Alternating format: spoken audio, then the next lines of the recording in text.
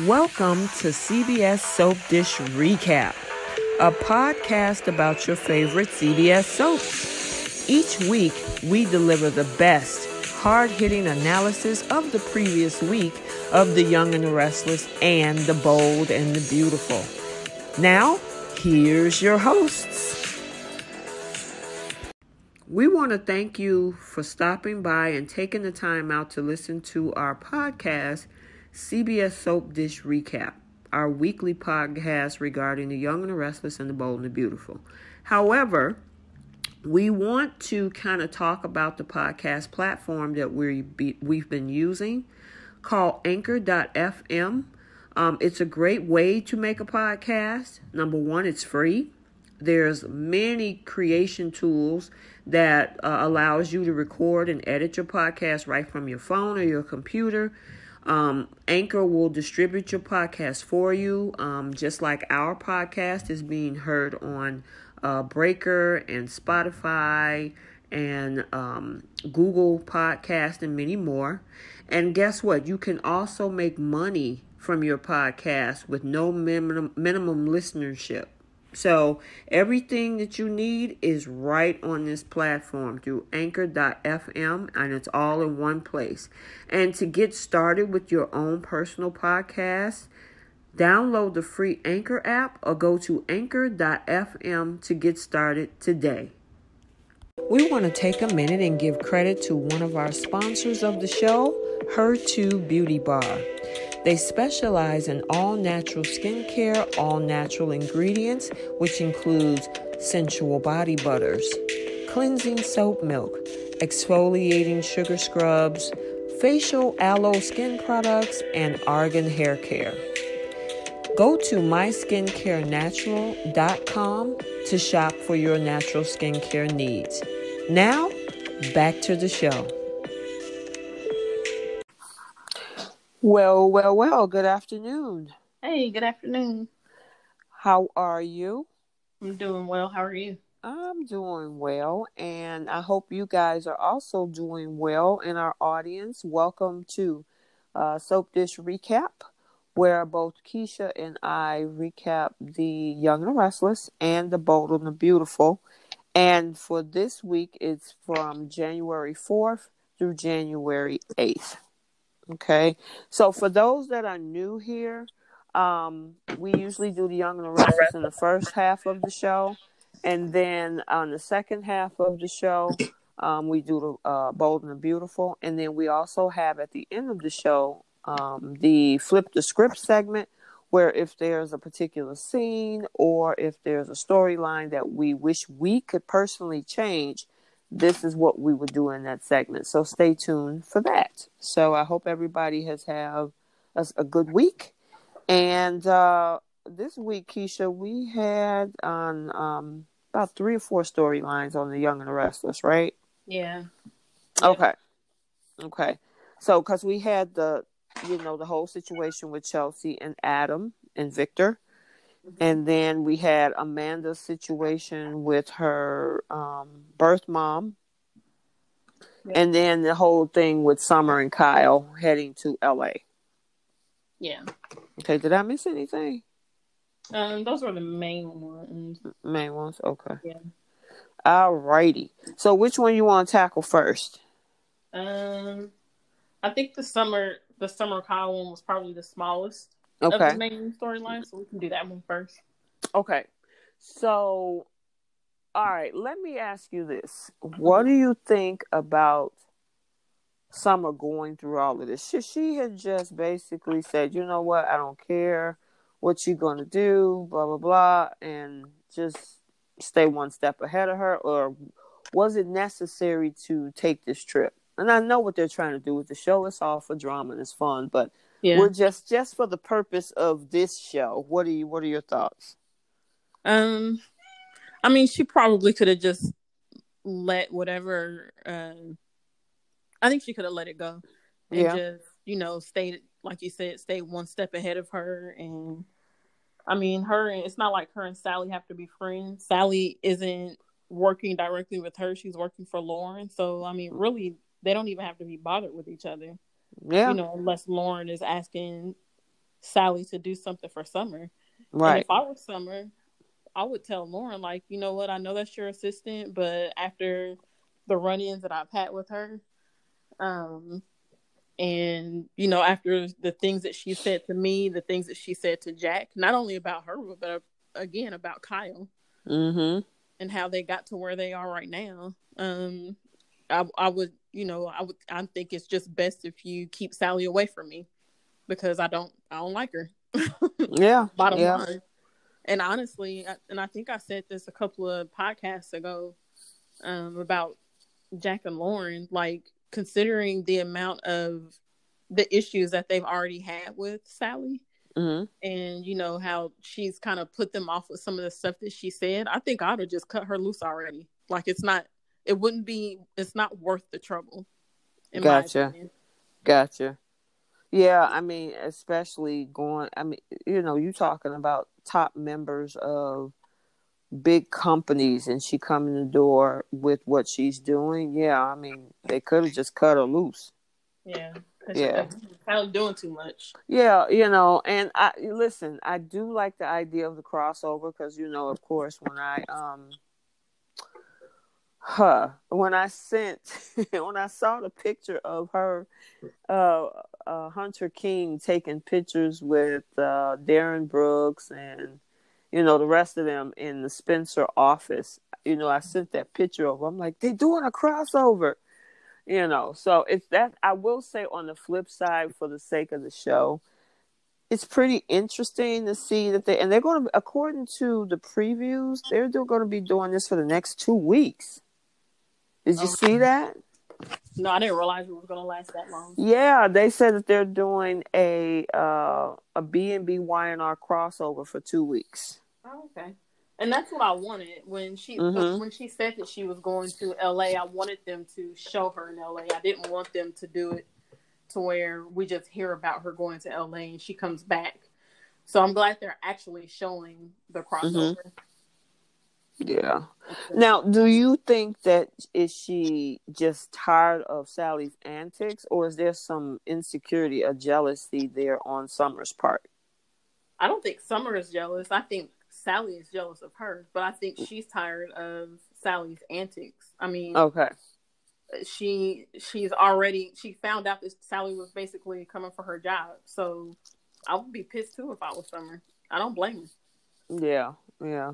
Like, that's this kid came out of nowhere. You came out of nowhere. You got this assistant job with Lauren, and now because you're mad at me because Lauren chose me to run JCV, and you're basically taking it out on me because you didn't get your way.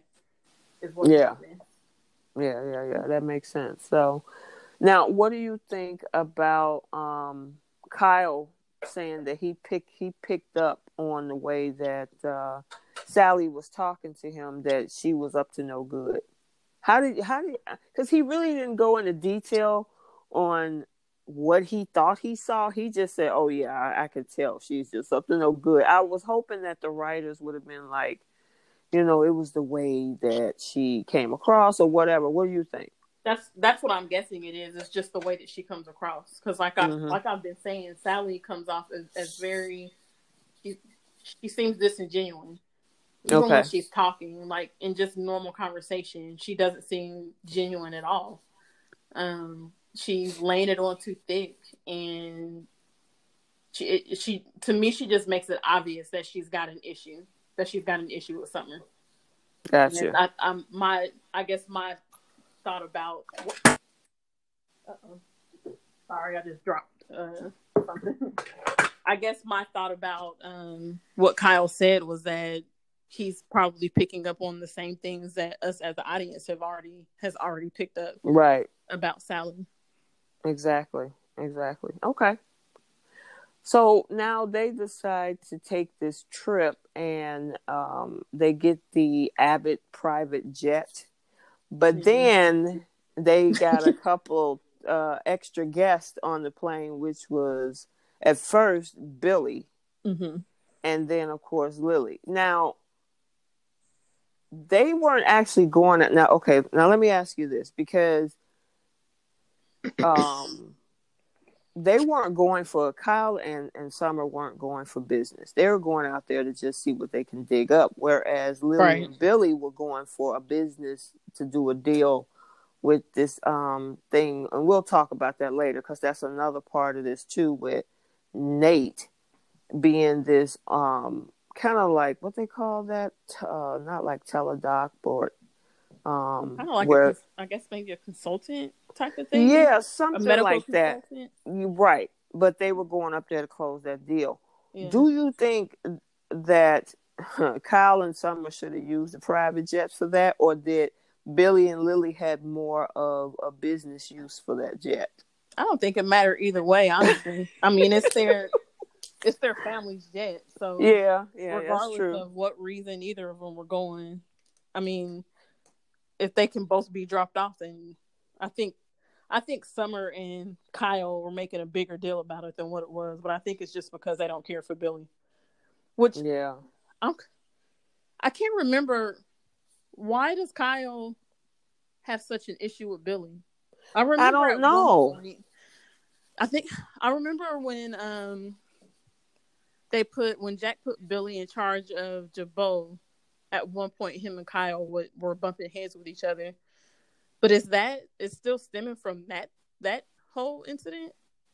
I'm wondering if that's the case, because for a while they really haven't been in each other's orbit except for that time period, and then all of a sudden, when they both need to use this family private jet, then he act like he got an attitude with Billy. Really I don't know what that was about. Him and Summer were both. I mean, I can imagine, Summer still has her issues with Billy over. Yeah, okay, but why were they mean to Lily? I mean, Lily was trying to have conversation, and they was like, they're being really short and just really rude. Snotty to her. Yeah, rude. I didn't like that. Well, here's the other thing. It was funny, and let me know what you think. So when Lily arrived to board the plane, they was like, "Oh, your private guest is Lily Winters," and I'm like, okay, even if they're not in a relationship, you do know that they both run Chancecom. So why wouldn't she be on a business trip with him? You remember when she came on the plane, they was like really shocked, or was like, having this reaction as if, why is she here? Where are you guys going? And it's like, that's his business partner, even if they didn't know they were in a relationship. Yeah. Yeah, I guess I didn't even think about that. I thought that they were jumping to the conclusion that they were in a relationship. Yeah, I mean, but a lot of people don't know about that. But, it's like, even take away the relationship part, they run Chancecom together. So if they're going on a business trip, why wouldn't Lily be there? I could see if he brought Amanda with him, then if people were like, whoa, what's she doing here? You know what I mean? Well, even then, Amanda works at Chancecom. That's true. She works at Chancecom too. So yeah, that's true too. Yeah, I guess I didn't think about it that way. Yeah, but I just thought that was kind of the reaction that happened in that moment. I thought that was, I'm like, wait a minute, what you tripping for? I mean, they work together. Yeah, they was doing too much. They was doing too much. It wasn't that serious. No. So, and if they didn't want to be on the jet with him, then I mean, Summer is a Newman. Yeah, so why didn't you use your granddaddy's planes? But Victoria wouldn't probably let her use it. It would have been easier for Kyle to do it versus, Summer going through Victoria to use the Newman jet. You know what I mean? Summer could have went through. She ain't got to go through Victoria. She could have went through Victor. You think? Yeah, but that's the thing. Then she would have to let Victor know what she's up to. And I don't think she wanted to do that. So it was easier going that route because, I mean, isn't Kyle still like, what is his position at Abbott? Is he vice president or something? I forgot. He's up there. Some kind of exec. But that's the thing, is they're not really going for a Jabot business. They're going for personal reasons. Right. So they wouldn't have even had to say, we're going for a Jabot business. All she had to do was tell Victor, me and Kyle wanted to go on a getaway. No, that's true too. I mean, they could have did that, but yeah, I guess because Kyle was but remember, she was going to go by herself up until Kyle decided to go with her. So I'm, it would have been interesting to see, if they had took a different direction on. Yeah, but it is. We're going way too far with that. But okay. So it looks like they're coming up on some serious turbulence, and it just dropped right there. So I don't know. Are they all going to end up in LA, or are they going to make separate trips? So yeah, because we already know Kyle and Summer make it to LA, so I was wondering, like, is this like some kind of indication that Lily and Billy run into issues when they get back in the sky, like? Exactly. So I'm curious on where they're going to go with this. All of a sudden, these issues on the plane with the weather and stuff. So, yep. Yeah. All right. So, was that all that we had on Summer and Kyle and Sally, or do we want to talk about Sally now?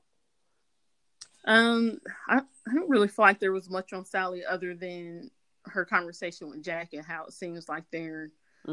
Unfortunately moving them towards maybe Jack, and because it seemed a little like flirty, right? Like a little bit. I don't like it. Moving them so you're not feeling that, huh?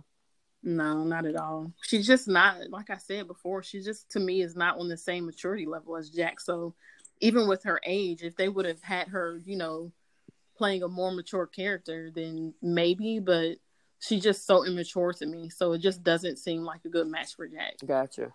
That makes sense. I mean, yeah, I don't see the chemistry there. I mean, I know that they've done older man, younger woman, because, I mean, think about who the last person Jack was with, which was the girl that was the chemist.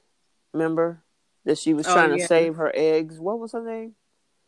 Wasn't she the crazy one? Wasn't she a little crazy? Yeah, I didn't want to use that term, but... Oh, sorry. That's why. I'm sorry. That was a little insensitive.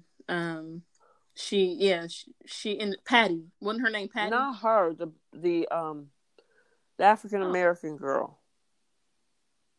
Oh, I forgot all about her. I can't remember her. Yeah, name. It was just like her last year. Either it was in 2018 or early 2019, because she was the one that was trying to undermine the whole thing, but she was actually in a relationship with Jack. Wasn't she working with what's her name? Jack's sister. Ashley. When they were going through that whole paternity thing. Exactly. Ryan and Jack. Okay. Yeah. I cannot remember her name, but I know exactly who you're talking about now. Was it? I forgot. Oh my God. It wasn't Korean or... I forgot that girl name. But she was younger too. So, I mean, they have done the dynamic of the younger woman, older man, and even vice versa when Nikki was dating Arturo before Abby. You know what I mean? So, I guess... But again, with the lady that Jack was dating, she was younger, but she was also very mature acting. She wasn't right childish like Sally is. That's true. So that's what I'm saying. The chemistry is not there, even if they wanted to go that route. It's not like they haven't done it before. It's just the chemistry isn't there to me if they're trying to put Sally with him. She fits more with a Billy Abbott or maybe Kyle if he was single or somebody like that. Or even when Theo was on the show. If they had to actually put those two together, that would have been great. Yeah. Her and Theo, and I think her and Billy would be, those two guys would have been perfect for her. Right. But I even think, actually, and I think I've said this before, I think she would have done good with Adam as well. That's true. I think she would have as well. So, I don't know. We'll see if they're going to go that direction with her and Jack. But, okay. So other than that, that's all we had with those four, right? Yes. Okay. So who do we want to take on next? Let's go to Adam. Okay. And Chelsea. Adam and Chelsea. Okay. So do you think that Adam should have brought. Well, before we even get to that point, he had to get in touch with Victor to, try to help him and stuff like that. And of course, Victor and Nikki was on their little vacay. Mm-hmm.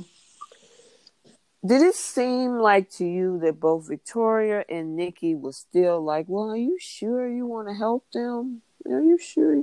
What do you think about that? Oh yeah, definitely. Nikki told Victor that he needed to stay out of it and let Adam deal with it however he was going to deal with it, which she's wrong for that. I mean, he's going through regardless of the fact that Adam told them that he didn't want anything to do with them, he's going through a tough time. Mm-hmm. And I don't think it was right for her to try to convince Victor to leave him alone and to not be there for him. I thought that was there are some folks and some fans saying, well, hey, Adam relinquished all rights to his family only for his son. That's anything left over. I guess still at the end of the day, if he wants to reach out to Victor and say, look, this is what's going on. I mean, this is your grandson's mother. Even if you don't do anything for me, could you at least try to see what you can do for your grandson's mother? Now, I have a different opinion about that. Mm-hmm. So if Victor wanted to reach out to Adam after finding out what happened, then that definitely should be on Victor. Mm-hmm. Like, if he wants to do that, he should be able to do that. And I don't think Nikki and Victoria should have an opinion about that. Okay. On the other side of that, I was annoyed with Adam because you didn't tell this man and the rest of your family, I don't want anything to do with you. I don't want anything to do with this name. Leave me alone. We're leaving town. Blah, blah, blah. And the first sign of trouble that you're having, which, yes, it's a health issue, something that's out of his control. I get it. But the first sign of trouble, what does he do? He goes running to Victor. And it's like, you can't, to me, if you are that adamant that you don't want anything to do with your family, that you're changing your name, and you're telling them to leave you alone, that shouldn't be the first thing that you run and do. Yes, Victor can get the best doctors in the world, but it's not like without Victor, Chelsea is just going to be in a hospital that, has poor care. Like, they have good doctors there too. So I think that he could have gotten through that without running to Victor. Well, so I don't like that. Well, only thing I would say is that he did try to do it on his own first, and he was hitting brick walls. I mean, he wasn't getting what he wanted. That's what it was. Well, the thing is that he wanted to be able to see and talk to Chelsea. She was awake, and they weren't letting him do it. And I mean, honestly, he wasn't getting what he wanted. Adam was being a spoiled brat. Okay, but to see what was going on with her, I could get that. It wasn't like he didn't get his favorite dinner table seat or something. This was him trying to find out about the health. Because, I mean, Connor was wondering.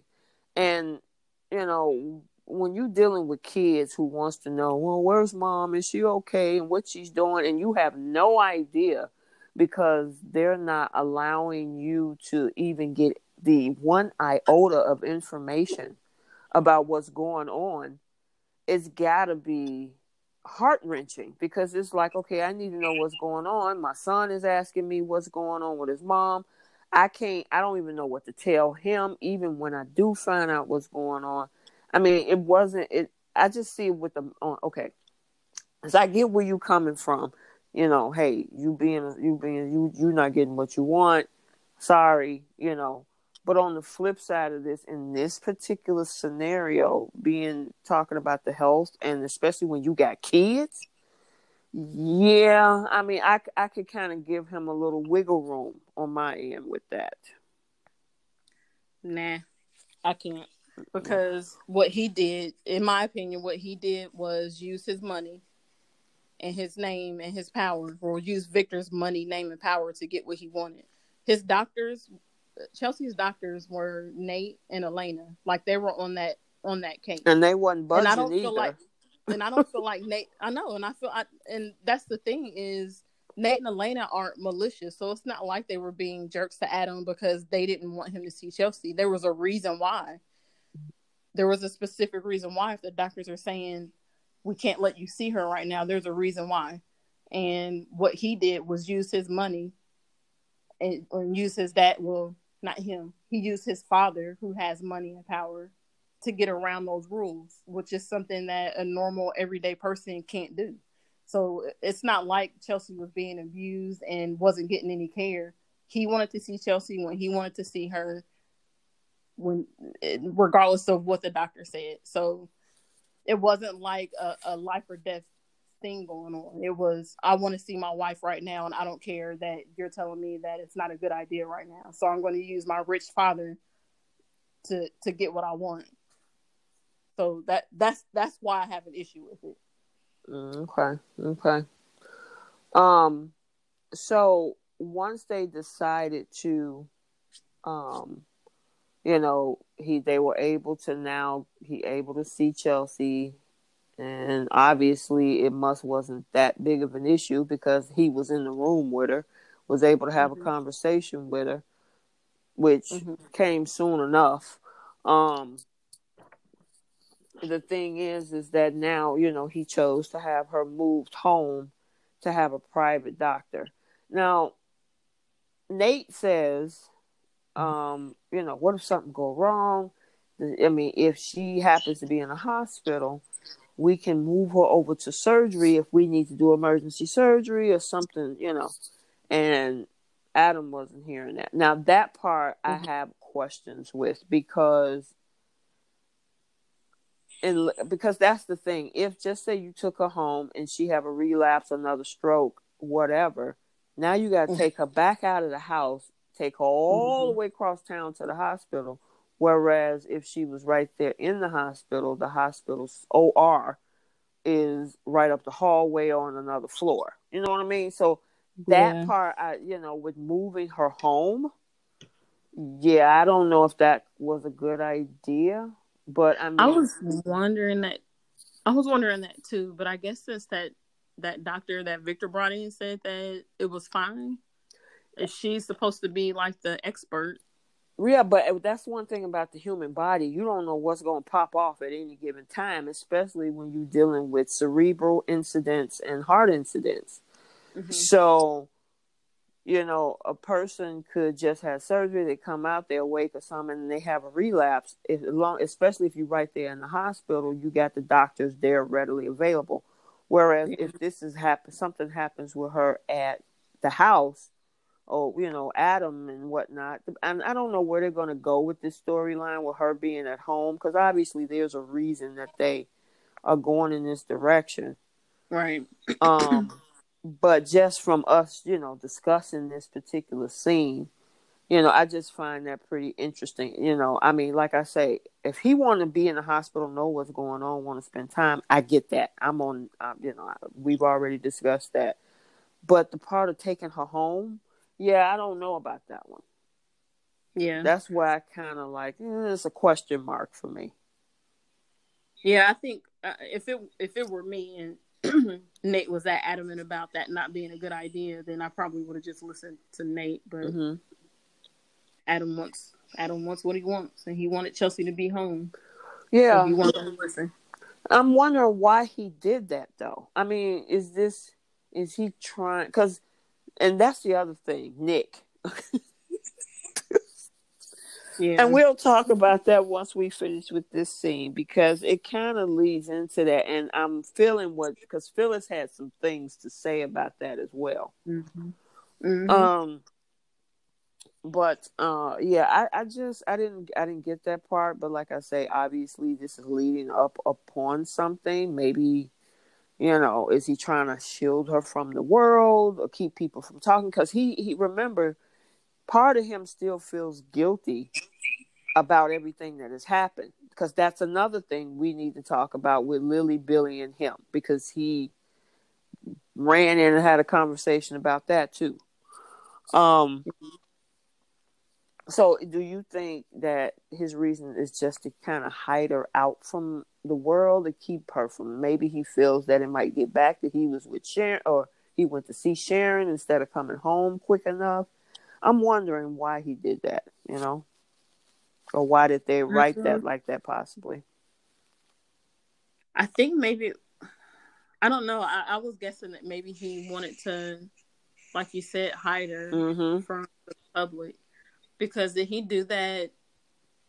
Did he have that conversation with Nate before or after he accused Lily and Billy of sending reporters to him? I think, wait a minute, let me think. Because I can't remember. I'm wondering, was it, you know what? I don't remember the timeline on that. Was he at the hospital first and then sent, or was Chelsea home and then decide to talk to Lily and Billy? I don't know. I'm trying to remember. What do you think? I can't remember which way it went either. Okay.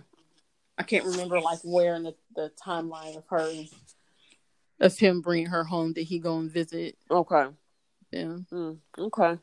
Well, all right. Well, stemming from there, because now she's at home, Adam come crashing, which I think was a stupid move on his part, because the reporters came to your house or wherever it was. But the thing is, what makes you think that Chance Come was the one that did that? I mean, he's just jumping to conclusions and basically admitted, as Billy said, he admitted to the fact that the whole elevator thing and cutting off the power is probably what caused this event. You know what I mean?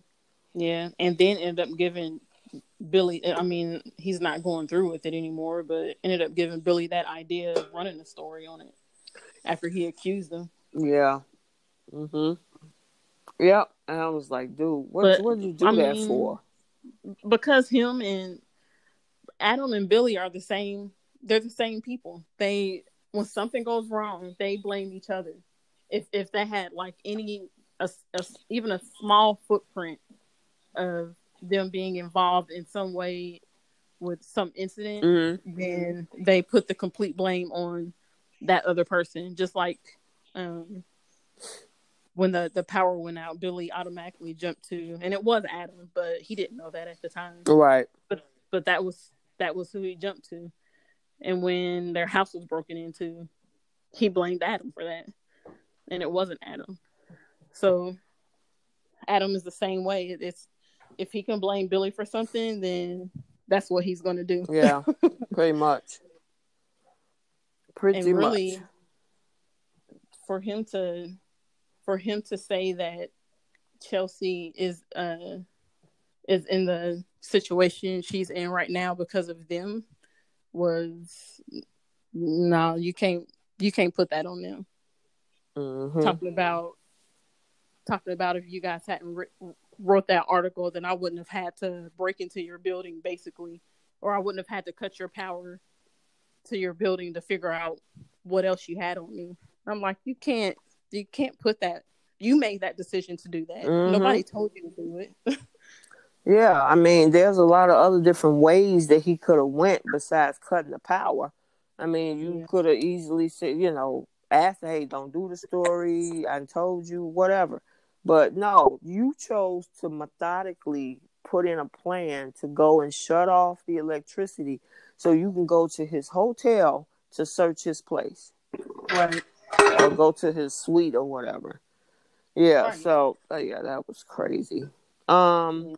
Okay. So, let's see. What else do we have on those two? Was that it?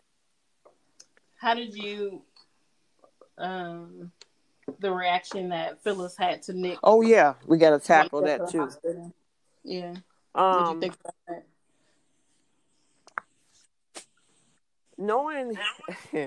Knowing it's kind of like Liam. Knowing Nick's history, and Phyllis knows Nick's history, Captain Save him. Yep. Yeah, she was feeling some kind of way about that because you said this last week on the last podcast that Chelsea chose this path. And Of course, you don't wish and hope for bad things to happen to people, but their actions that they take or the steps they take can take them down the wrong road. Right. And you chose to forgive a dude that kidnapped you, that cut the power off. You had head trauma that now caused this incident, and at the end of the day, you stuck by him. I mean, and honestly, that's her choice. But at the same time, the whole "you reap what you sow" scenario tends to happen. And with Phyllis, like, Chelsea ain't no saint. She know what this is. She know what she got herself involved in. Blah blah blah blah blah. I do also, on the flip side, understand empathy. Now, I don't know if Nick is just being empathic and saying, I just want to see if she's okay, or Nick was, oh yeah, this got something to do with Adam. I'm gonna go and I'm gonna stick it to it. Because the only reason I'm saying that, because when he ran into Adam, that's the way it looked. Mm-hmm. I want to go see her, and Adam was like, "Up, you a day late and $1 short. She ain't at the hospital. She home, and you ain't gonna come near her." So, yeah, I didn't like that Nick tried to when he was talking to Adam, and he was like, "I'm going to the hospital to see Chelsea, and it would be great if you weren't there." And it's like, right, Nick, that's basically, I mean, they're not married, but they may as well be. That's Chelsea's family right now. That's who she's dating. right. Like, who are you to tell Adam that he shouldn't be at the hospital when he shows up? You don't have any claims to even be at the hospital for her. So, and really, in my opinion, it's too early for you to even be going to visit Chelsea, because just like Phyllis said, you guys aren't friends. Mm-hmm. You broke up. Mm-hmm. You haven't even really talked to her since they've broken up. Why do you need to go to the hospital right now? Like, she had only been in the hospital for like a day. And Adam, just look what he had to go through to be there, and then now you go, yeah. Now you go try to, but then he's a Newman, so no telling, they probably would have let him in with no problem. I don't know, but I agree with you on that. It's like, dude, I mean, when it was, listen, Nick is the only dude on this show that has always had a lifeline to his exes. Mm-hmm. Always have a lifeline to his exes. I mean, Sharon got a whole dude over there, and he was still so ingratiated. Now, I granted that he has a daughter over there, with Faith and all, and so yeah, you have to have a relationship with your daughter.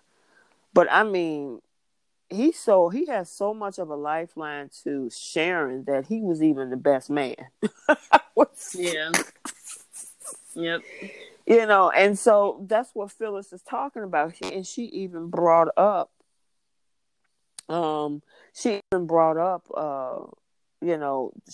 It's like, dude, you did this with Sharon. You found out she had breast cancer. You was over accommodating.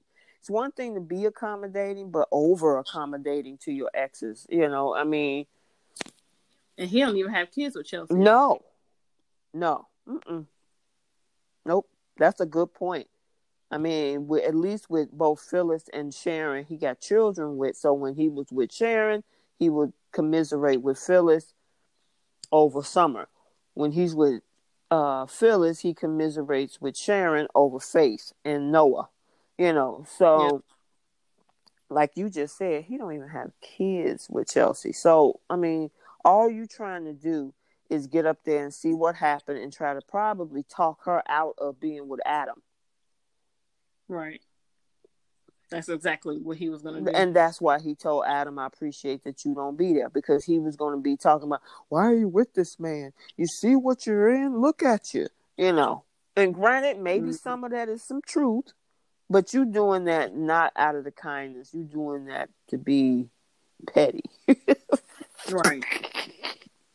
And she's an adult. Like, if that's who she wants to be with, there's nothing that you can say especially as her ex. Mm-hmm. There's nothing that you're going to be able to say to her to change that. And especially after, and I know that's what he was. Here's the other thing I also think he was going to say to her, because Nick now knows what Phyllis told him about Adam being in Sharon's wedding.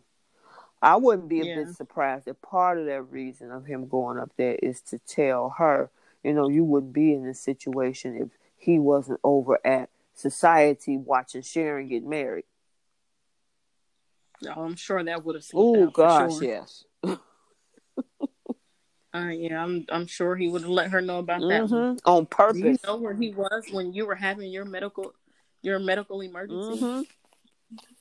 Yeah, he was over there, looking at Sharon instead of being there to help you. I know exactly that's what he was going to do. That's why I'm honestly thinking one of the reasons why Adam decided to bring her home is to kind of keep control of that situation. I mean, I could be wrong there, but they might be going another direction with this. But I think that might be part of the reason. We'll see, Yeah. So, okay. So, was there anything else with Victor, he was like, "Oh, that's my son. I'm here to help you," and blah blah blah. And they seemed to kind of had a soft moment. Did you see that? Mm-hmm. Yeah. What do you think about that? Or is that just fleeting? It'll go away. It'll go away either because one of the two will turn into a jerk towards the other one at some point. You are absolutely correct. Because that's normally what happens. They'll have one civil moment, and then next thing you know, it's over again. They're fighting again. Yeah. So, okay. All right. So is that it with the whole Chelsea Adam thing? Okay. Yeah. So what's next? Amanda. Oh God, Elena, Nate, and Amanda. Well, you know what? Let's do Elena and Nate first. Okay. That girl always have a knee-jerk reaction. She was adamant about not sleeping with Nate right now. Mm-hmm. And the moment she saw any conversation between Devon and Amanda, she took off. Yep. Talking about, let's go get a hotel room. I was like, oh, girl, please. Yeah. What's your thoughts on that? That was exactly what I was thinking. She did that as a reaction to seeing Hillary and Devon. You mean Amanda? Amanda and Devon, yeah. Because she even asked Devon when she had saw him at the coffee house, like later on. This, I think it was after her and Nate left each other. She asked him about him and Hillary. He's like, or dang it, him and Amanda. He was like, "Oh, we're just friends." Yeah, and you know what? She framed that conversation because she was like, "I'm doing good. I took your word for it. I moved on." And then she was hoping by her revealing that she moved on, that now she said, okay, well, that'll get him to admit that he moved on with Amanda too. And it was like, no, we're just good friends. She was looking crazy. Yeah. But I mean, it seems like it didn't take her 2 steps back, because when she got back to the suite, what happened with that, and she was trying to get him to film for that whole thing that Lily was talking to him about. Yeah. But yeah, it's like the only time you sleep with Nate is when you have a reaction to what you think going on with Devon. Right. Not just that relationship, I don't think is going to end well. Oh, no. Mm-mm. It's all good right now, but she clearly is not over Devon. And Nate can even see that. Like, Nate sees that she's not over Devon, and he's still trying to rush into something with her. I think partially because he wants to try to get her to feel for him what she feels for Devon, so she'll forget about Devon. But I don't think that's going to happen. I think something is going to happen between her and Devon later on down the line, and Nate's going to be hurt. Yep. I honestly think that, it's that whole situation. And I was looking at Nate when she was like, they went out and had some fun. What was they doing? It was something that they went to do before they came back to the hotel. I forgot what it was, but when she got back to the hotel, he was like, okay, what we doing? And she was like, oh, I got us a hotel room. And he was looking crazy. And I'm like, Nate, think about that, dude. How did she flip from cold to hot just that fast? You need to ask the right questions. Think with the right head. He don't care. He does not care. All he cared about was the fact that she changed her mind, and now he's about to get what he wants. Exactly, because he was at first. His mind was like, "Okay, I've been trying to get this girl to sleep with me for the last several times, and she was adamant about not doing it." And then all of a sudden, it's like, "Bam! What happened?" Right. Yeah, but that didn't, like you say, it didn't last long because it was like, "Oh well, I'll get what I want to get," you know. Exactly. All right, so outside of that, then that kind of moves us into, because we kind of briefly talked about this whole virtual doctor thing that Lily was talking to him about. And what I think, honestly, I think it was a good idea. I wonder why I'm wondering if he is going to take it, because at this point we don't know. Yeah. I think he probably will end up taking so. it. I thought it was I think it was a good idea for him, especially when he don't know the status of his hand. Right. So he can still use his brilliant surgeon or doctor mind to help other people. You know what I'm saying? So he might not be able to do surgery anymore, but he can still work in that capacity. So I don't know. We'll see. The way Elena was encouraging him, I figured it's probably going to go. Yeah. That's what I think too. I'm trying to think. Okay, so let's switch over to this whole thing with Amanda, Imani, and Naya. Okay, so she called and talked to Naya. Naya was going to meet her at Society and then bailed out. Yep. I'm wondering what her backstory is. I don't, because it seems that Imani is rich or in politics, maybe, I think. She got something going on. She got from what she said, she has the power to destroy her life because she's done it before. Yeah. And I even thought, when I was like, Amanda, just tell her, hey, you were an attorney, blah, blah, blah. And when she did say that, Imani was like, you know how I really don't have a high regard for lawyers. And I'm like, okay, that didn't work. Right. So. Yeah, I'm curious too. Because she was very nasty to her. Yes, she was. Oh, my goodness. I am pleased about the added diversity. Yes. I am pleased. And the representation of, African Americans in the show is, people might say, oh, yeah, you already got Lily and you already got Devon, but it's nice to have, and Elena. It's nice to also have more representation.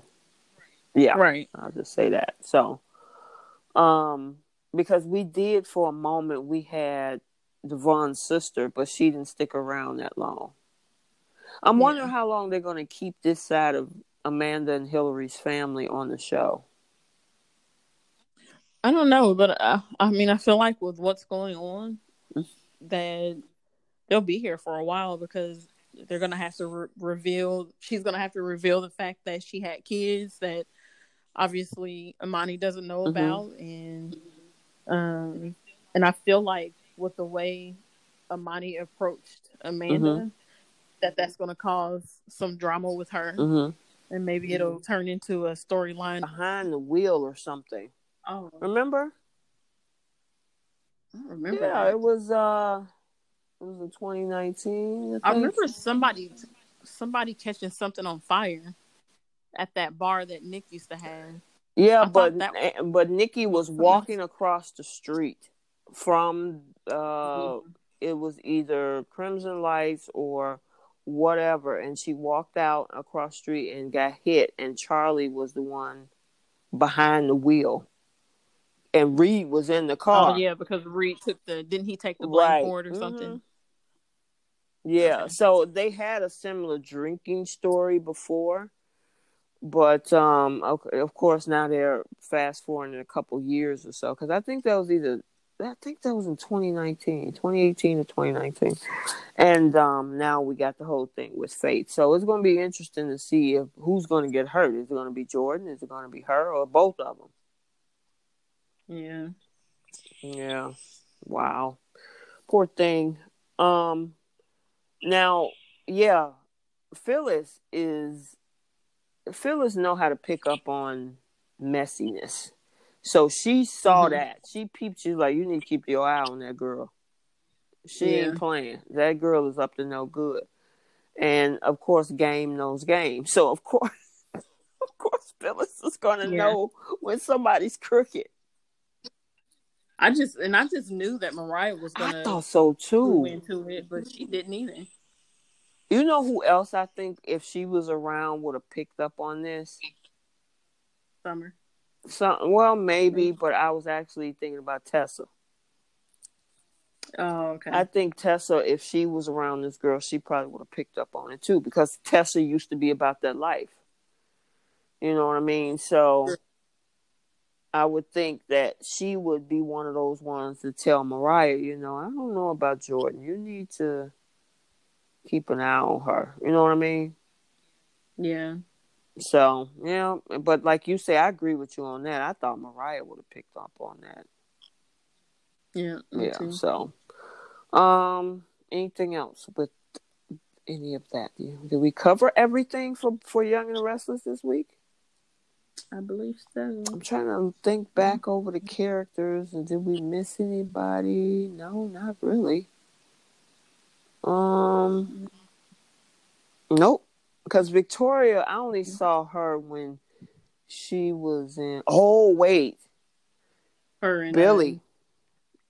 I forgot about that.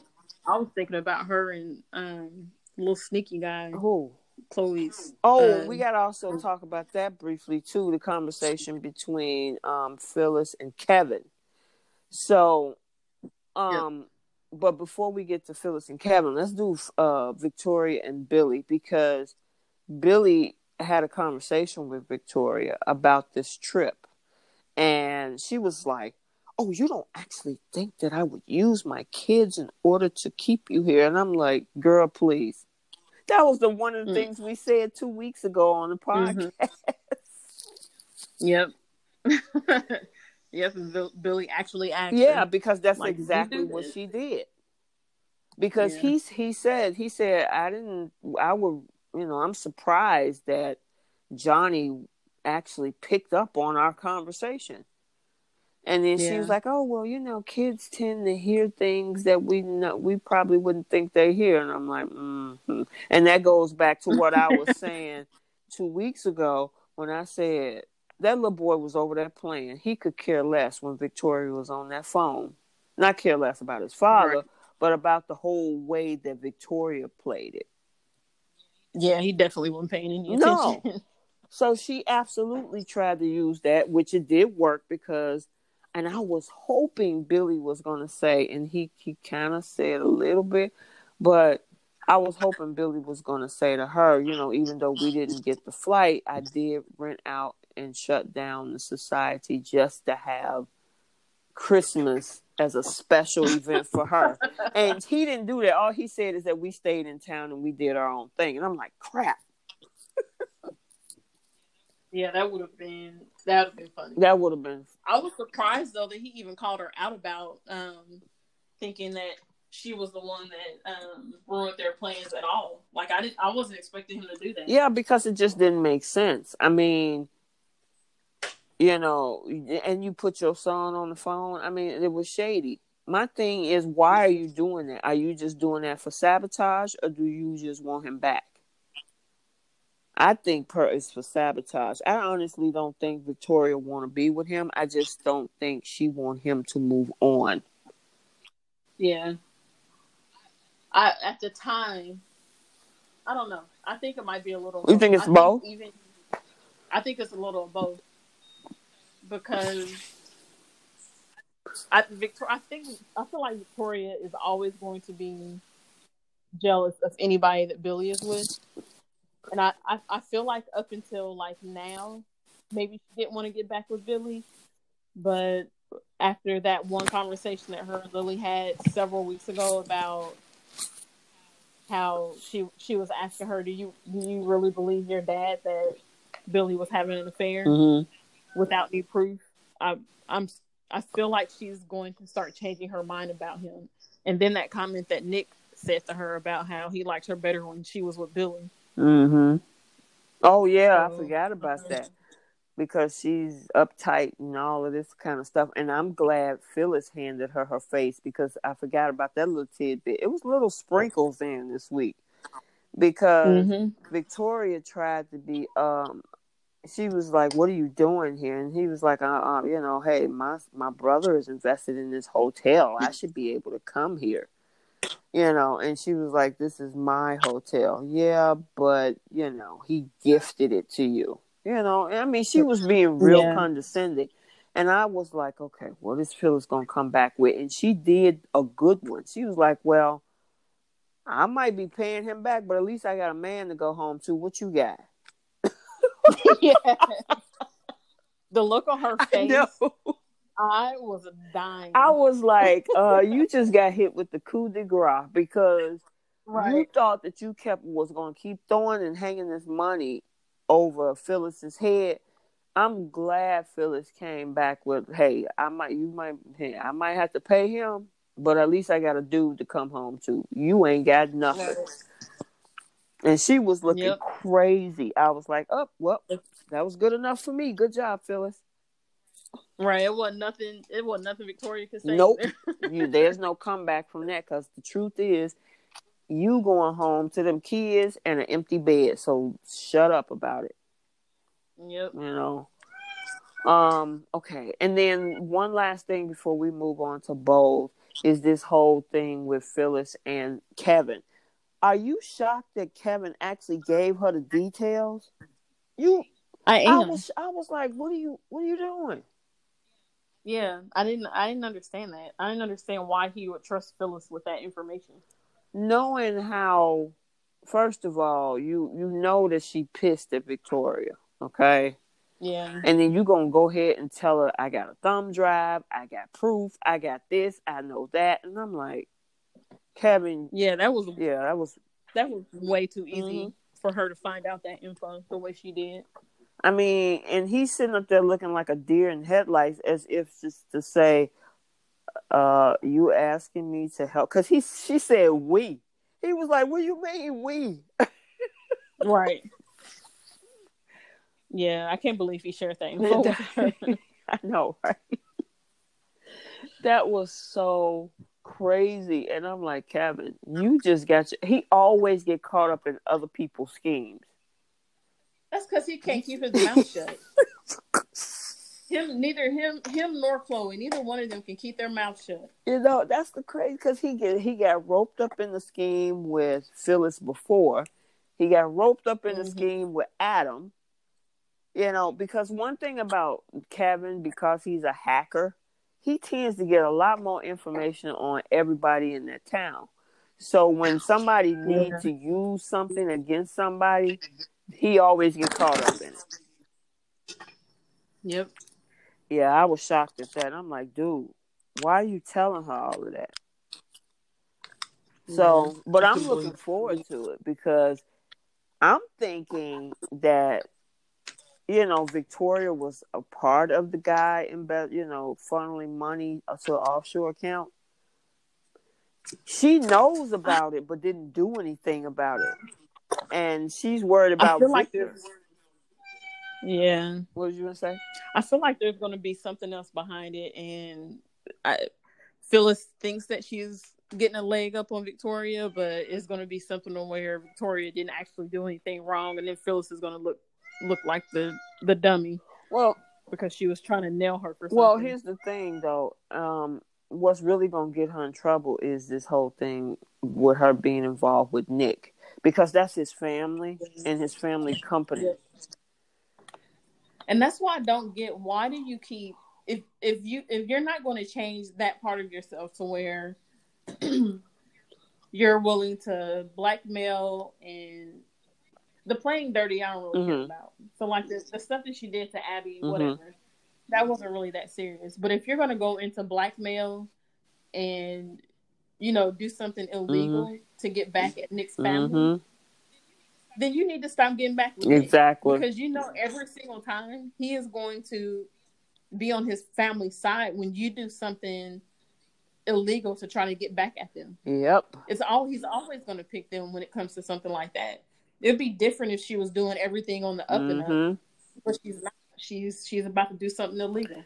Yep. That is the truth. And it's gonna blow up in her face. It's almost and then she's gonna be mad at Nick because you never have my back. You'll always pick your family over me, and it's like, well, Phyllis, when it comes to illegal stuff, I don't really blame them.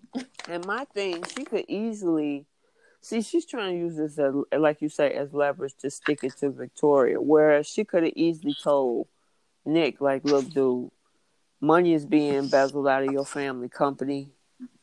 You know, Victoria knows about it and not saying anything. What should be done?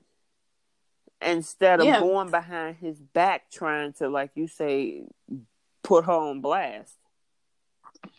Right. Yeah, that would have been a perfect way for her to handle that. Yep. So we'll see, because I mean, she just got full information on this whole thing. I think, was it yesterday or was it Thursday? But yeah, she got you know, all that information just recently. So what she's gonna do with it remains to be seen. Yeah. And that's if Kevin even show her what's on that thumb drive. She's gonna get it regardless. Oh yeah, she's gonna get that thumb drive. Without a doubt, she's gonna get that thumb drive.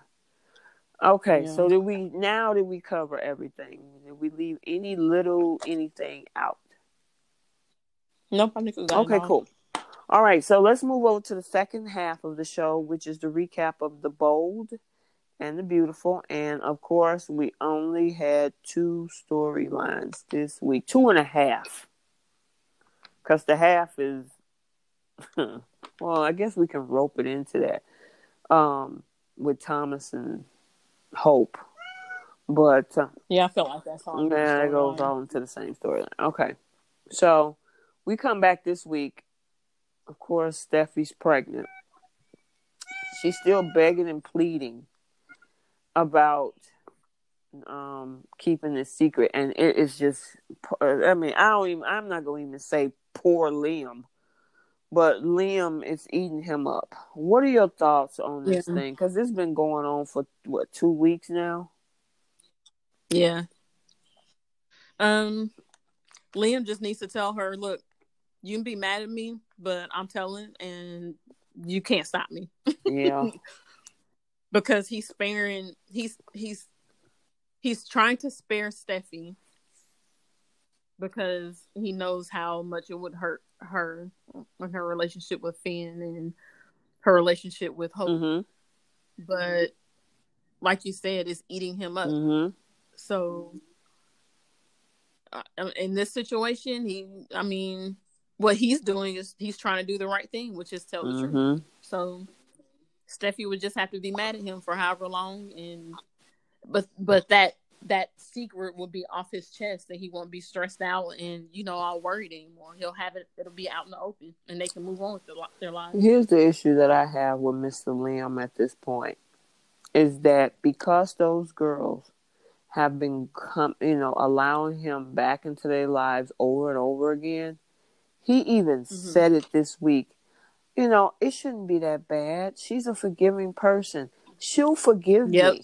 He automatically is going in expecting Hope to just basically, she'll be sad for the moment, but she'll get over it. We'll be just fine, and she'll take me back.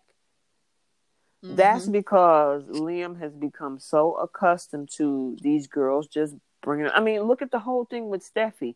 You got a whole dude that you claim, and that's the other thing that was getting me with Steffi. But I love Finn. I love Finn. You ain't love him that day. Sure didn't. And I bet after that night, had Hope really been kissing Thomas, and Liam had broken up with Hope, I have a feeling that Steffi would have made her way back on over to Liam, regardless of how she felt about. Remember she said that? She was like, well, we could have had a future. And I was thinking, what, it was either her or him right after that. Because at that point, they thought that Hope had betrayed him. That was what Liam said. Liam said something about how he had given up so much to be with Hope and how those two could have had a future together. Okay. And then at the hospital, after he found out that Hope didn't really kiss Thomas, Steffi said something like, it was after Liam pulled her aside and told her, he didn't really kiss Thomas. She didn't really kiss Thomas, blah, blah, blah. And Steffi was like, oh, so I guess that means you're going back. You're going exactly. Back to Hope. I mean, like she was mad about it. And that's the thing. What do you mean? I guess you're going back to Hope. You got a dude in your life. I mean, would you expect to have a throuple? Right. I mean, seriously. I mean, did you honestly think, why are you getting mad about, oh, I guess you're going back to Hope? What, was he supposed to stay with you? What you going to do with old boy?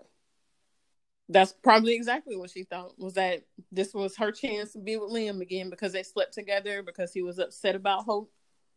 And now they can and that's together. Why when her keeps saying, but I love Finn and I want to be with him, I'm like, but that's not what it was sounding like when you was upset about the fact that none of this was true.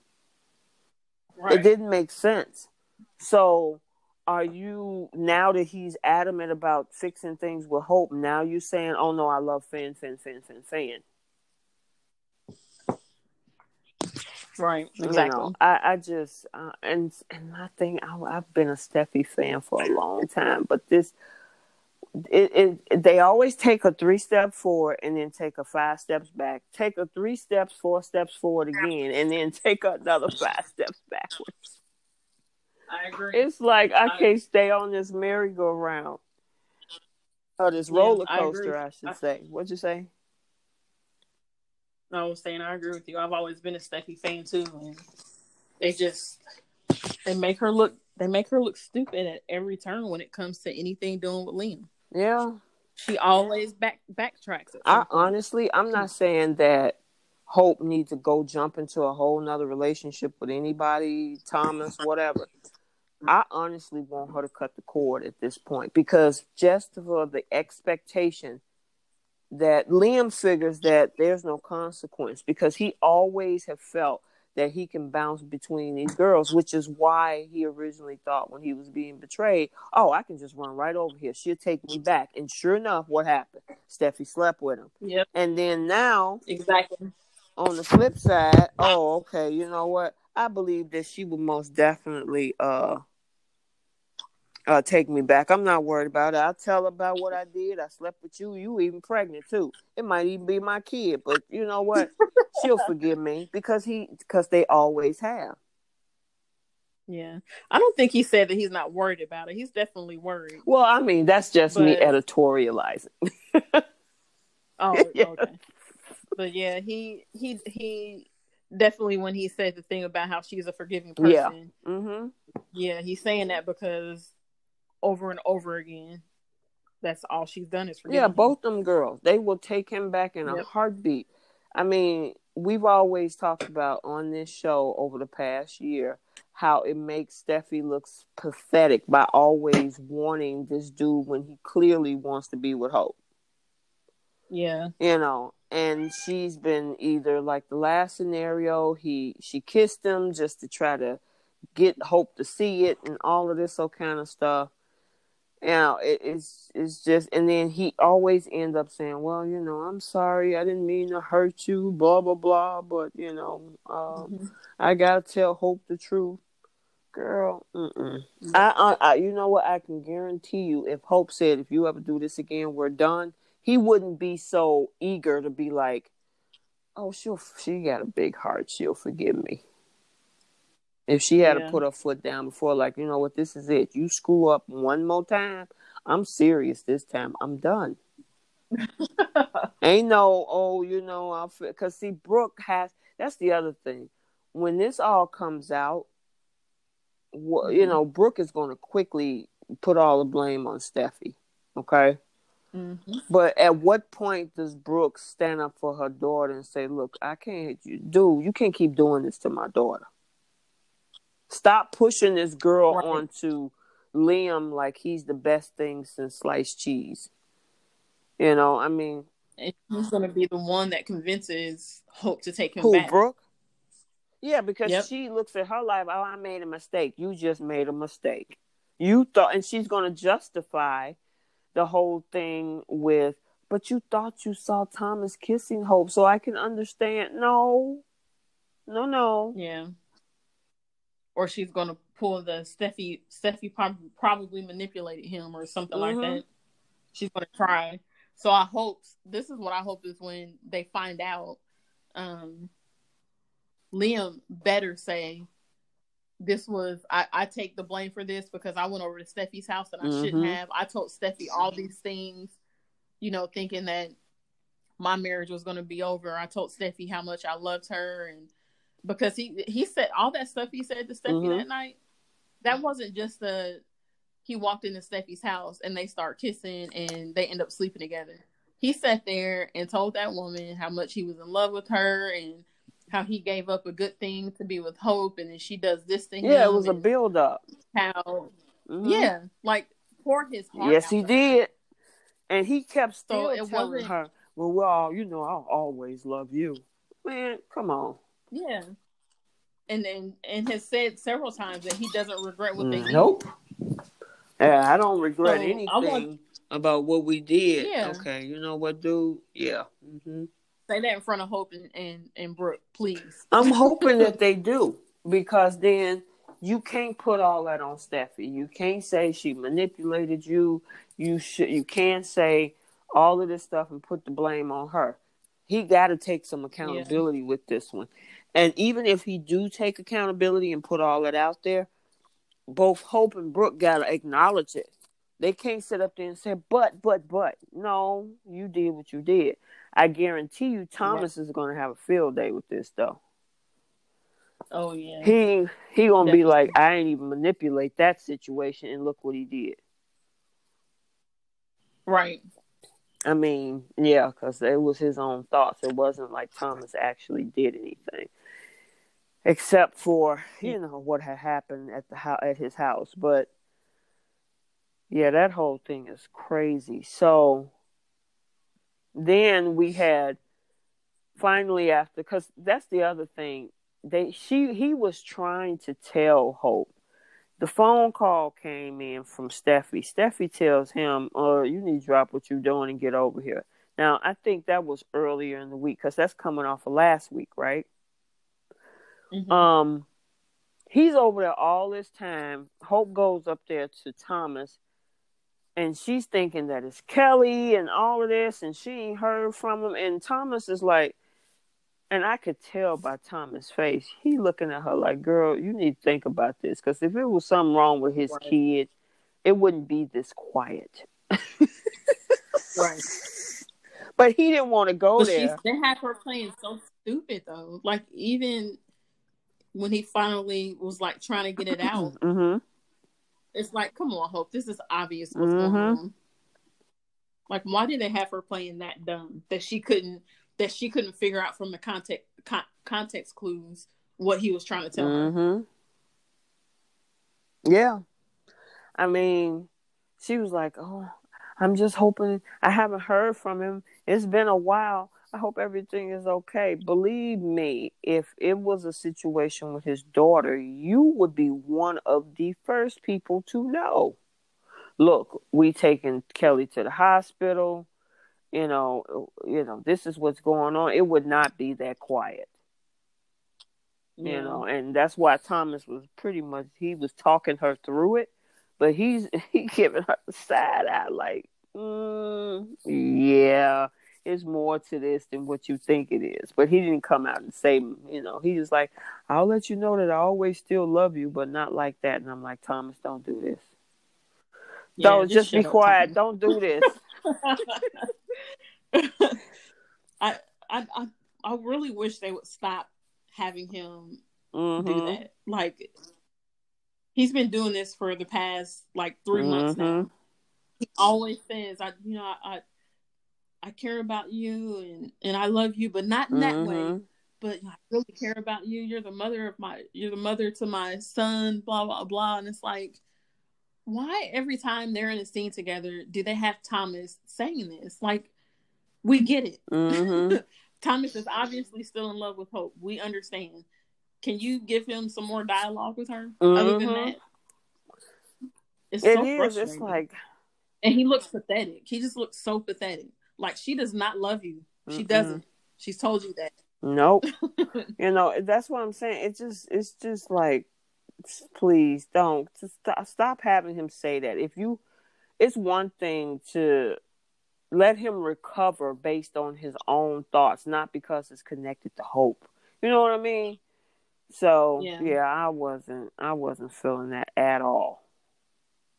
At all. Okay. So I'm trying to think what else. Oh, okay. And then the conversation with Finn and the conversation. Okay, Steffy and Finn, because Steffy now come to a realization that they do need to tell.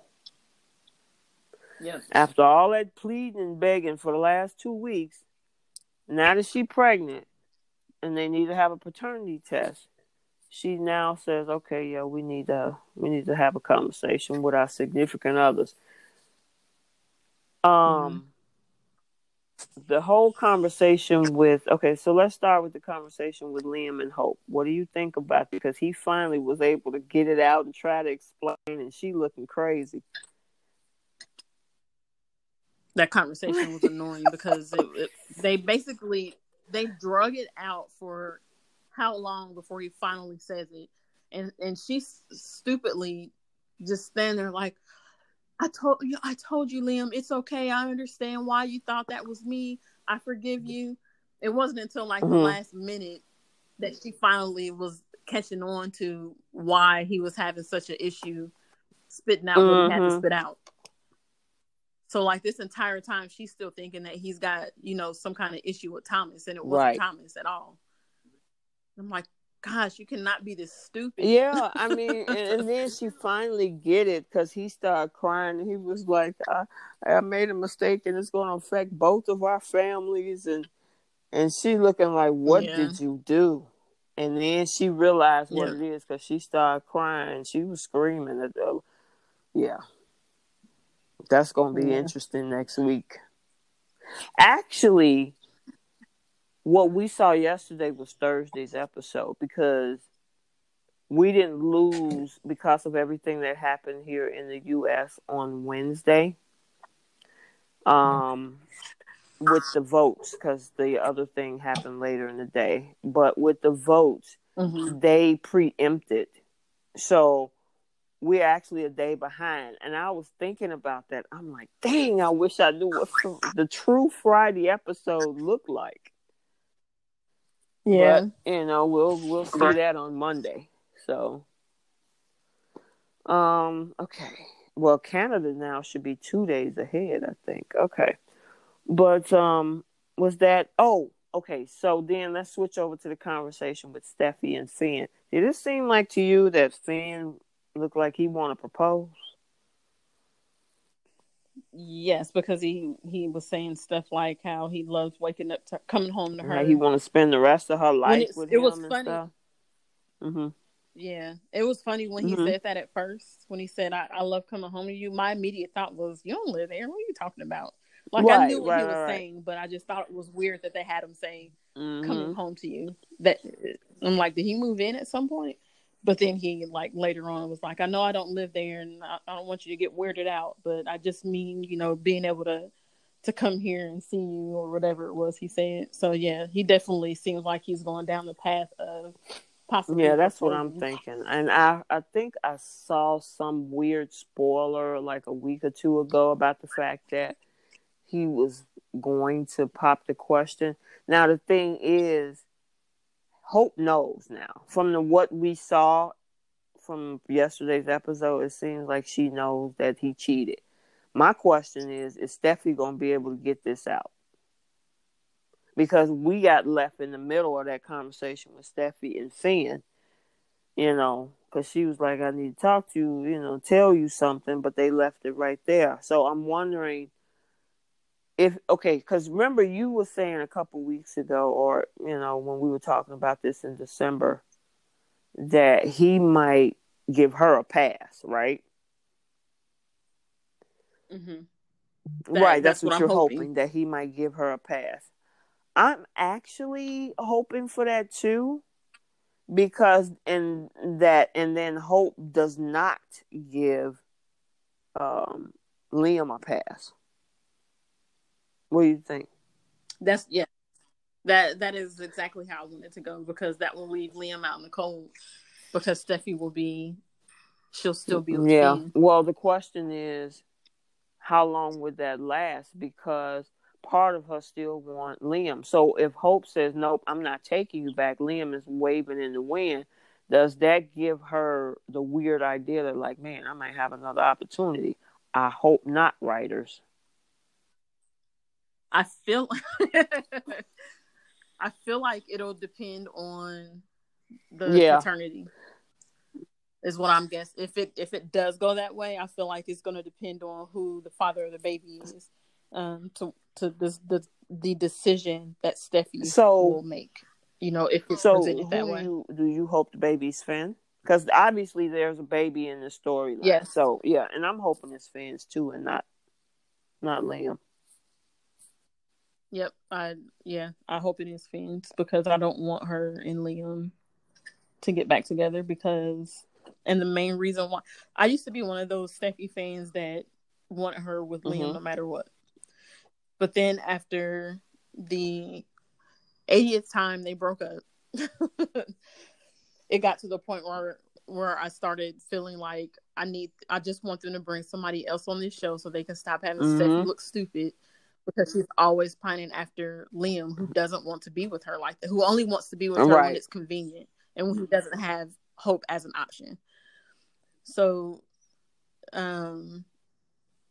I hope they don't make this kid Liam, because if they do, I think she will end up picking Liam over Finn, because it'll be, well, we need to raise our family together, blah blah blah. And what's going to end up happening is if that does happen that way, sometime down the line, something is going to happen to where Liam somehow finds his way back to Hope. Oh, Lord. And it's going to be probably because Hope ends up pregnant. Girl, how many kids they going to have? Is this the next generation? Pretty much. Wow. But it always happens that way, where when Liam and Steffi are together, if Hope is in the picture, they always find a way, no matter what, to put Liam and Hope back together. And then it also seems like Steffi is a consolation. Exactly. Again, you only want to be with me because Hope isn't available. And Steffi never says that to him. She never sees that. And it's like, how do you not realize and understand that this man is only here because Hope isn't an option for him? I think she may have said that to him one time, and it was like that one time when she, declared herself I'm going to be a strong, independent woman, and I don't need Liam. I don't need anybody to help me raise my daughter. I can do this on my own, type of thing. I think she did say something about how he only wants to be with her when Hope isn't available, but she never really addresses that with him. So yeah, I really, really seriously hope that they do not make this child baby. I hope not. But I have this bad feeling. They're going to, because she wants it to be Finn's. And usually when the character is outspoken about what they want, the writers do the opposite. But I mean, gosh, he already got 2 kids. He got 2 kids already. And I mean, Wyatt gotta be like, dang, my brother got 3 kids by 2 women. That's crazy. I hope not. I mean, it depends too on when, how long the guy that plays Finn is going to be on the show. Is he a permanent fixture?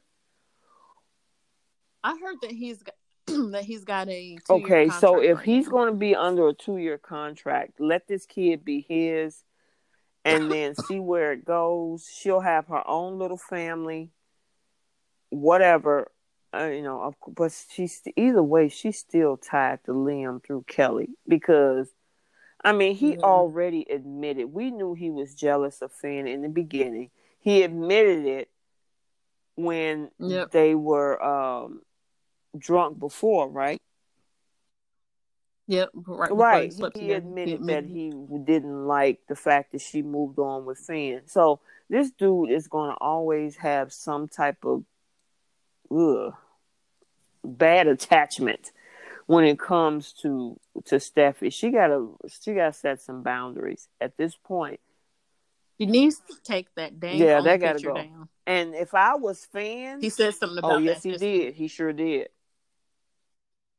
But he didn't say what I wanted. What did you want him to say? Well, I wanted him to tell her to take it down, and he didn't say that. All he said was, "No matter what picture is up there." That's bull crap. Exactly. That's crap. And I'm like, what man in his right mind is really okay? Girl, that is crap. Because any of, like you just said, any other guy would have been like, okay, we in a whole relationship. I'm thinking about spending the rest of my life with you.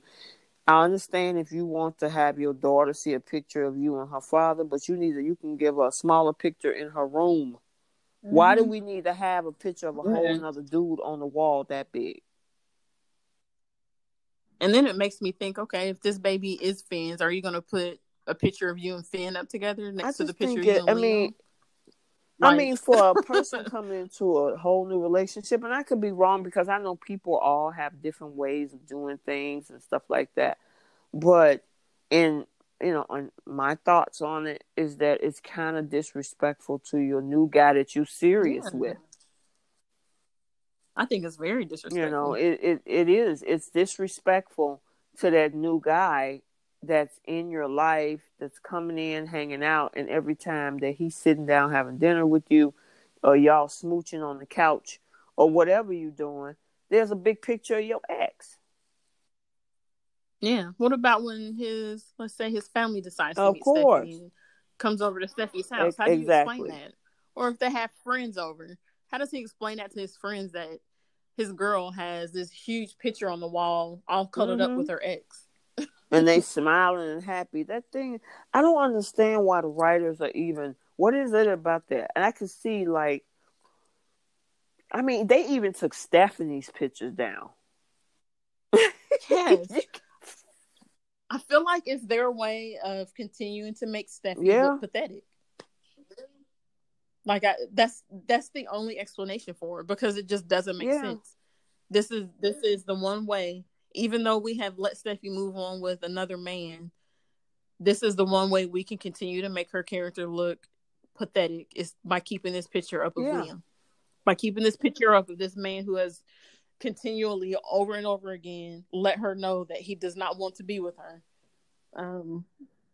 That's what we're going to do. We're just going to let her keep that picture up. It's so crazy because, and I'm, like I said, Stephanie Forrester, Steffi's grandmother, was an icon for the show. And every now and then they'll put her picture up or they'll show it. Liam is not that icon, okay? So, there's no reason for that picture to be. That picture been up there. They've been broken up because, I mean, Kelly is like 2 or 3 years old. When the whole thing where she cheated with Bill and they broke up because they was married during that time period. I think she should only be a couple exactly. Years old. So, I mean, but they've been broken up for 2 years now. And that picture's just been up there since, 2018, 2019? It's 2021. Come on. Time to take it down, girlfriend. Yeah. It's a wrap. I think and the ex in the picture is married to somebody else. I mean, right. Yeah, and Finn has to say, I don't care who picture is on the wall. Dude, really? They Yeah, got they him got him looking looking stupid stupid too. too. Exactly. So we'll see what, we already know that Hope is upset, and I guess we'll get to see if, Steffi actually tells Finn the truth. All Yeah. right. Oh, she ain't gonna have a Yeah, choice she ain't though. gonna have no choice. Liam told her. Liam's already told her that he was going to tell Hope, so she don't have a choice. Because I bet you the first stop Hope makes after she leaves that cabin from talking to Liam is going to be to Of Steffi. course it is. So she better spit. She better spit it out He before hear for Hope makes Finn it to hear her from house. her. Yep. So okay, so did we cover everything with those four? Yeah. Okay. So let's move on to the other one. Oh my goodness, this one here was a good one. Mm-hmm. Yeah. And that's Zoe, Paris, Carter, and Zende. Yeah. They made Zoe look really bad this week. Yeah, they did. Yes, they did. And Paris looked really good this week. Mm-hmm. The forbidding, I forbid you. I won't allow it. Yeah. Yeah, you don't run stuff. Okay, I mean, we had Exactly. this conversation on last week's podcast, and it's like you barely in there by the skin of your teeth. Yeah. I mean, go ahead. What's your Yeah. thoughts? Definitely overstepping. She's overstepping. Like you can't forbid anybody to do anything. And I guess she's thinking that she can forbid her because she's her little sister. But if Paris really wants to take that job, she can take it. And it doesn't matter how Zoe feels about it. But I just thought it was incredibly selfish that you are willing to ruin a great opportunity for your little sister just because you're jealous of her possibly getting with the man that you want. I mean, it's this whole thing for Zoe is just so jacked up because like you just said, you ruin a potential career for your sister over a dude that you're not even in a relationship with, and you in a current relationship with somebody else. Right. So what's going to end up happening is she's going to ruin her relationship with her sister. She's going to possibly ruin her relationship with Carter. And it seems to me that Zende is finally into Paris. So you're ruining 3 different things for the possibility of maybe this guy wanting to be with you. I mean, it's just, ooh, girl, whoever wrote. And when she said to Paris, something about you're trying to worm your way in here, it's like, how? She didn't mention anything about wanting to work at Forrester. They approached her with that opportunity. And she was just so nasty. I mean, it was like, she was saying, why can't I have something for myself? You got to come in here and always try to, you can go because at first she tried to ban her from LA. And then she was like, well, you know what? LA is a big town. You can find something here, but you just can't work here. Yeah, talking about you can stay in LA. I'm like, okay. And Paris was like, gee, thank you. Yeah, I mean, that story, that scripting, I wonder if Kiara Barnes, she definitely did a good job at it, but she had to been cringing like, ooh. Yeah. Because I know if I had to read that, I'd be like, okay, I'm getting paid to do this, but ooh, this is not a nice person. Yeah, she like totally flipped on Paris. I mean, she was mean, she was vindictive, she was rude, she was condescending. I mean, how many other words can I come up with?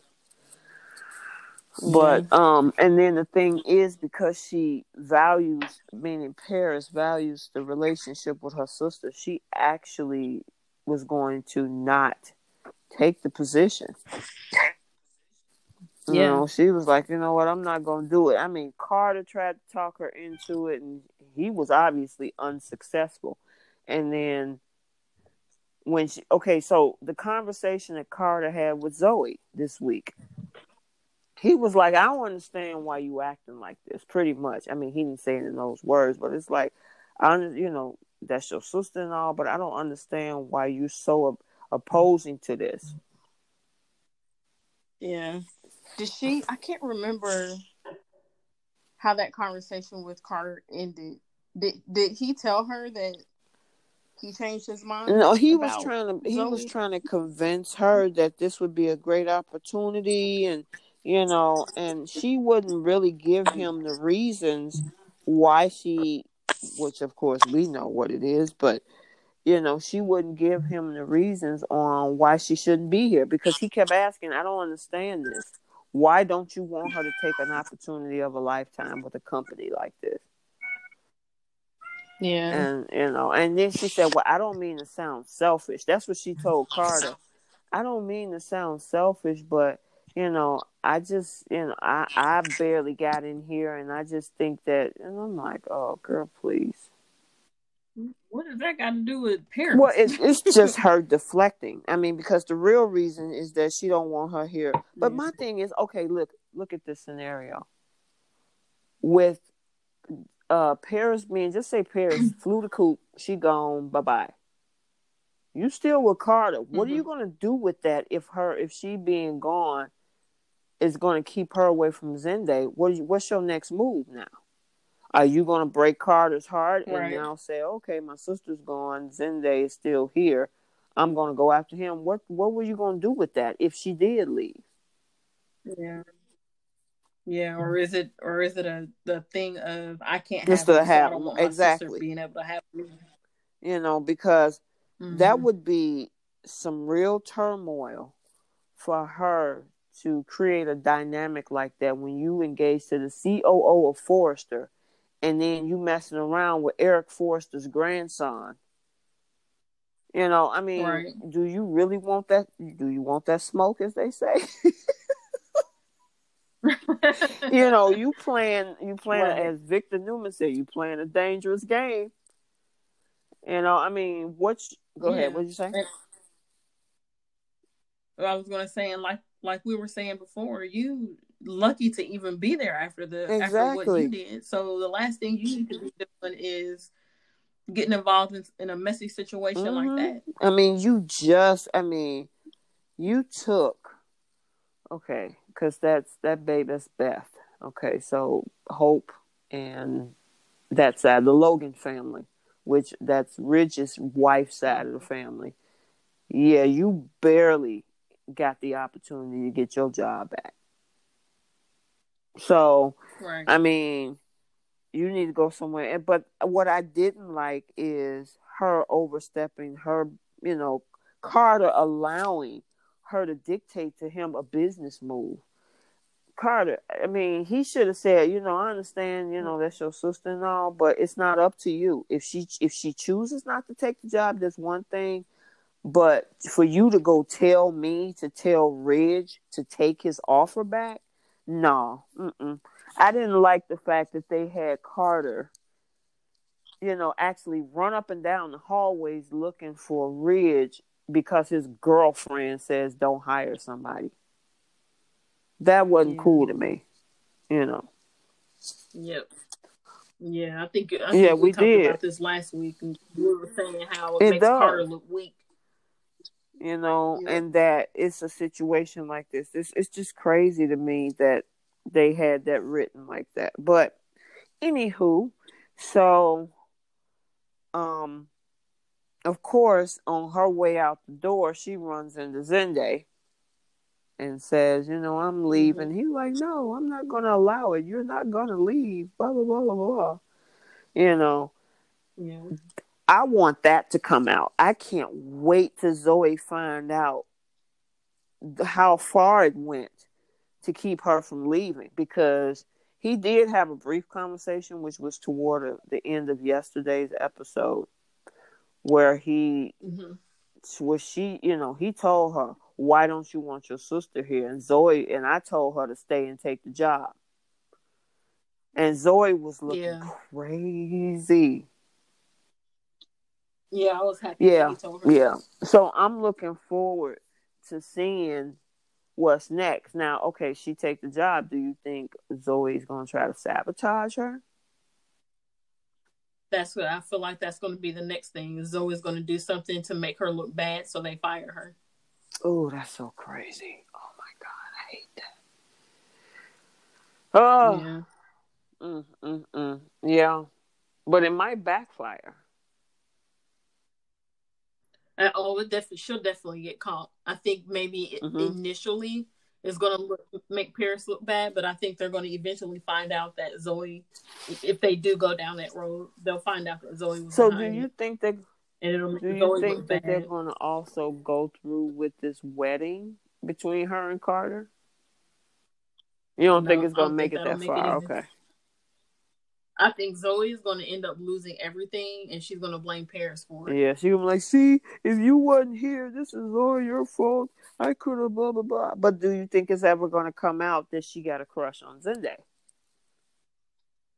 Yeah, I think it'll come out in like a little tantrum or something like that, because I think her, when Zendaya and Paris start, I guess, dating, if they take it that far with them, I think that's when it's going to show.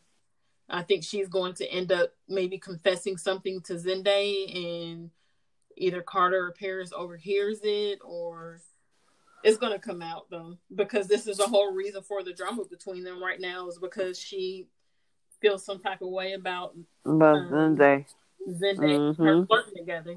Yeah. So yeah, this is going to be interesting.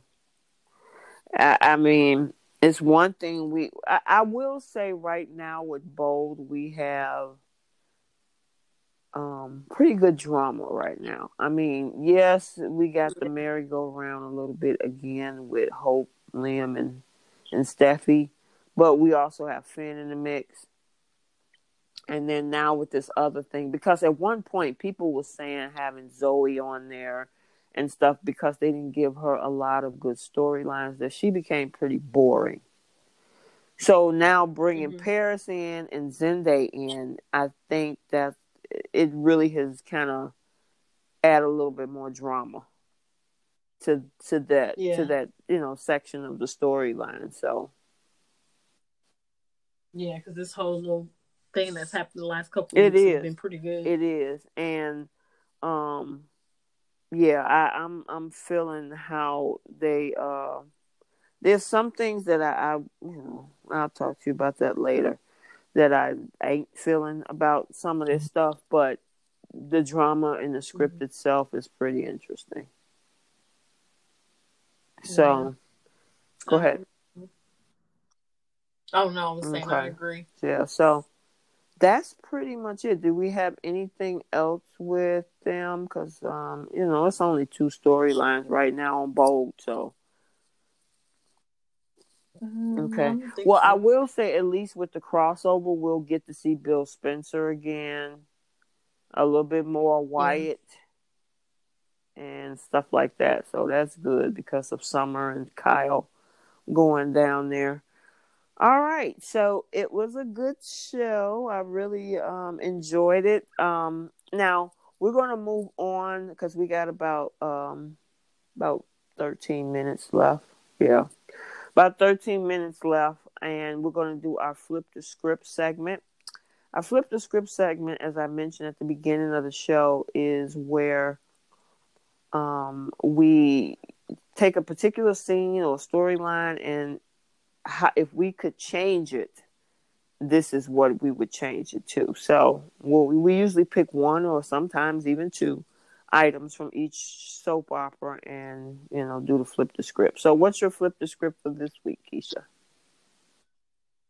My flip for Y&R would have been when Adam told Nate that he was taking Chelsea home.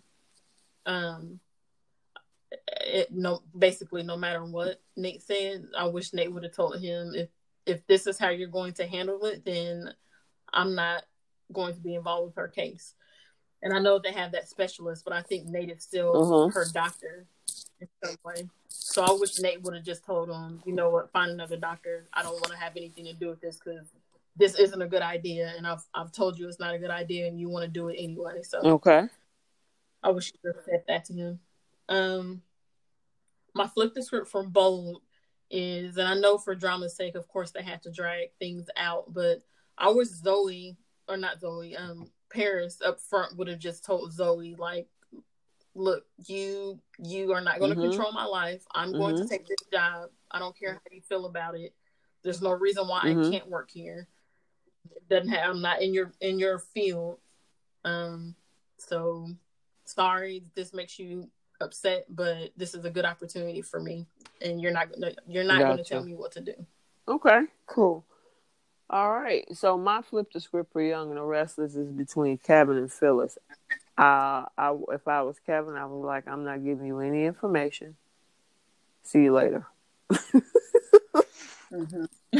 I'm not telling you nothing. Instead, he gave all that information to Phyllis. You know, of course, they're going with a storyline and a direction to do something with Victoria.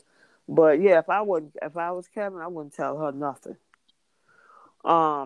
And then with The Bold and Beautiful, it would have been with Liam saying, you know what, I don't care. I'm going to tell this. And I would have had him tell a long time ago. Because, I mean, honestly, I'm just sick of the back and forth. And it's so crazy how they did this for the last 2.5, 3 weeks. And then to end it by Steffi saying, okay, yeah, let's tell him. Y'all could have did this last week. Yeah. You know, yeah, really. So, as much as she was struggling, trying to tell him, don't tell him, you won't tell him nothing, you won't tell him nothing. You know, I wish, Liam would have been like, you know what, I hear you, but I don't hear you, and I'm going to do what I want to do. So, but that's it. That's what I have. Did you have anything else? I don't think so it was a pretty good week because, I mean, this is the first full week that we've had since Christmas week because, of course, we had holidays in between where we didn't get new episodes. So this week, except for Wednesday here in the U.S., of course, with everything going on with the certification of the electoral vote, we didn't get The Bold and Beautiful on Wednesday, and so we're behind a day. But, yeah, I mean, we still had a pretty good week. So, okay. Yeah, I agree. All right. Well, that is the end of our show. I hope you guys enjoyed it. I appreciate each and every one of you from across the globe. Like I say, we're picking up more audio, or I should say viewership or listeners across the world. So I really appreciate your support of the podcast. And I don't think only snippets that I know, because I haven't seen Monday's episode yet, is that of course, Summer and Kyle is going over, to LA next week. So, but we all probably seen that. But other than that, that's all I have. Okay. All so right. Until then, we will see you guys next week for the week of the 11th through the 15th. And thanks for joining us this week on CBS Soap Dish Recap. Make sure you check us out on our Facebook group at The Young and the Restless, Bold and the Beautiful, Long Haul, Die Hard Fans Group. We are 29,000 strong, and we would welcome you. Also, never miss an episode. You can check us out on other platforms, such as via RSS, so you'll never miss a show. Also on Google Podcasts, Spotify, Breaker, Overcast, Pocket Cast, Radio Public, and more. While you're at it, if you found value in the show, give us a rating. If you simply want to tell a friend about the show, that would help us out too. We're signing off for now. We'll talk to you next week. Bye.